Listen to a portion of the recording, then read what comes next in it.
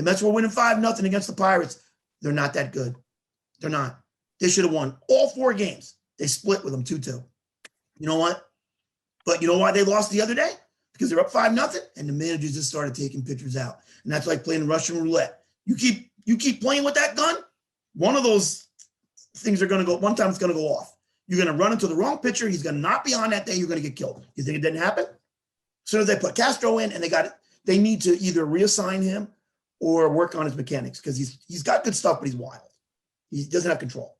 And then they put in our closer for 2 innings instead of 1, and he couldn't do it. He's been pitching pretty well, but they had to ask him for 2. Stop over managing. Screw the analytics kids. Fire those kids. Either that or sit them down and go, this is how baseball's supposed to be played. Never mind. You know what? I'm sitting here with my friend down the field, and we're looking up guys to get in the free agency. He goes, Bob, what the heck does this mean? No home runs on it. This is the newspaper. No home runs, no RBIs, no average. It just has 376 on base percentage. This, how many times he beat up little kids. This, what the hell? All I need is 3 stats: home runs, RBIs, average. That's all I need. That's all I need. You don't need all this crap. On base percentage, 325. Who cares? Who cares? Out percent. How many times you put your bat on the ball? Who cares? I can tell you right now who can put their bat on the ball just by watching it for a week. He's got so many holes. And you know what's funny? They were talking about Stanton, and I've told you this, right? He's Dave Kingman from the past. Strike out 200 times a year, hit 45 to 50 homers, but strike out 200 times, and make sure that when the bases are loaded, you don't get a hit. That's what he used to do for the Mets. Make sure you don't, because that would ruin your image. He's I call him the automatic out, because he's going to kill the rally killer. That's what I call him. And the other night, I'm watching the game, and somebody, I don't know if it was A-Rod, somebody said it.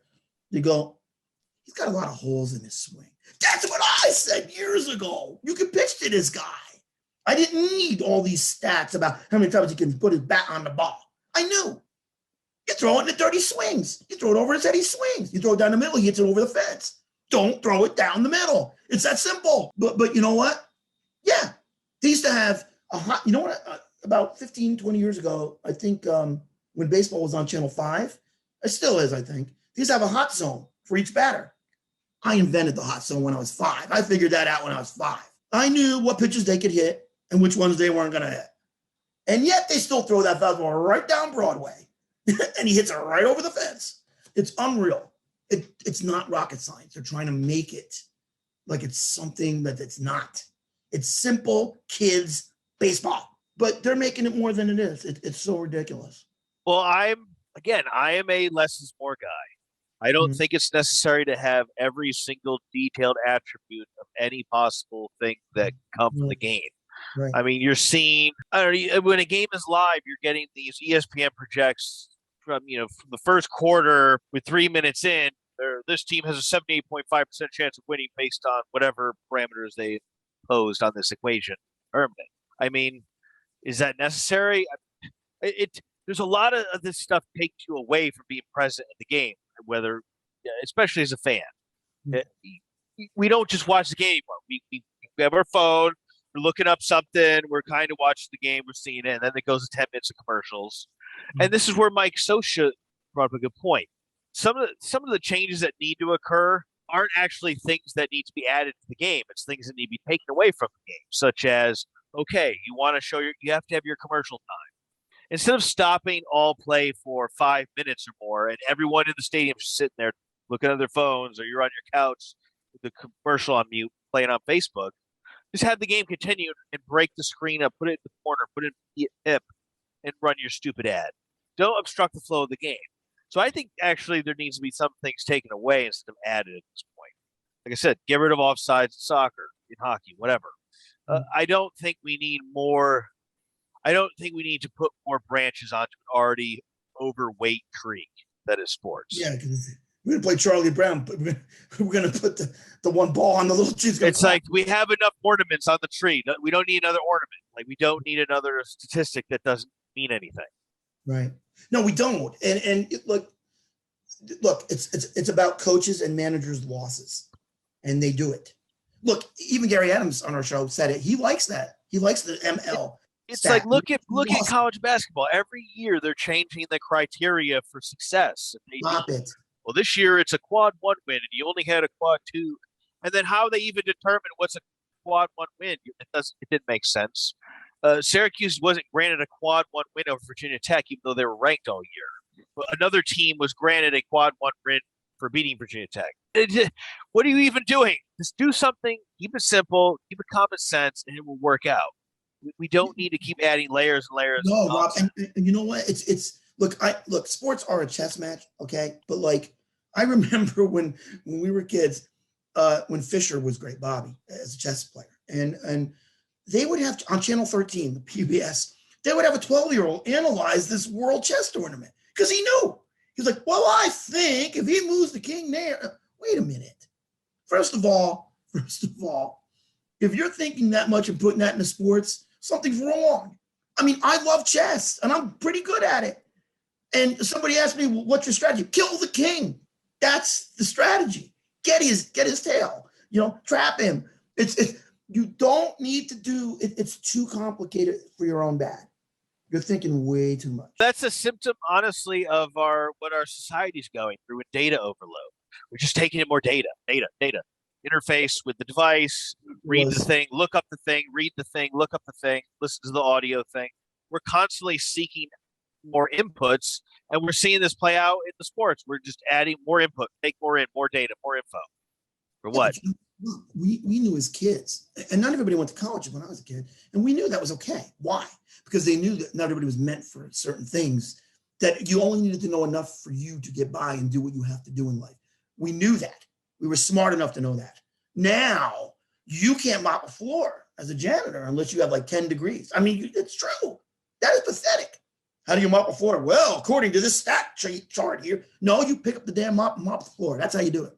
Make sure it's wet too before you do it. That'll help. Put some water on it. I mean, but you don't need all this stuff. And it's work. And you know what the best part is? Like Michael K, he makes me laugh because he's like, he thinks that everything bigger is better. And he got mad because like he would hate me because I got a flip phone.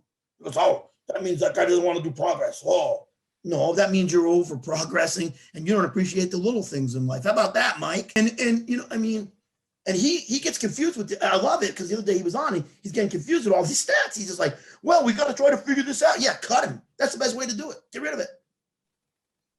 And just go back to the simple things. That's all. That's the best way. Not to keep, the longer you delve into something, I was going to say something, but I'm going to get in trouble if I do. No, as long as you delve into something that's not necessary, it tends to lead to problems. Yeah, that's right. I was going to say women have a tendency to do that because they're so intense in the way they think. Yeah, you can't overthink sports. I mean, look, I watched the 30 for 30 with the Magic in '95, and Nick Anderson missed 4 straight free throws in game one and basically cost the game one. And you can see him; he was thinking. He was just like, he was just overthinking what was happening to him instead of just spin around. And it didn't just line up and let it rip. Like we said when we were kids, he psyched himself out. Yeah, psyched himself exactly. Yeah. That's what we're psyching ourselves out in sports here with all this excessive analytics. And okay, we're kind of contributing to it, maybe over analysis of what happened, but no, because you know what, we're not, Rob. Because you know why? Because most people don't tell it like this, right? You got to do it. Somebody has to do it. I mean, you can't. It's. Well, my hope again, there also need to be a willful step towards rejecting the ignorance too. And so I don't know if the will to kind of reduce all this statistical excess is there, if the will is there to keep it simple. You know what great way to do it?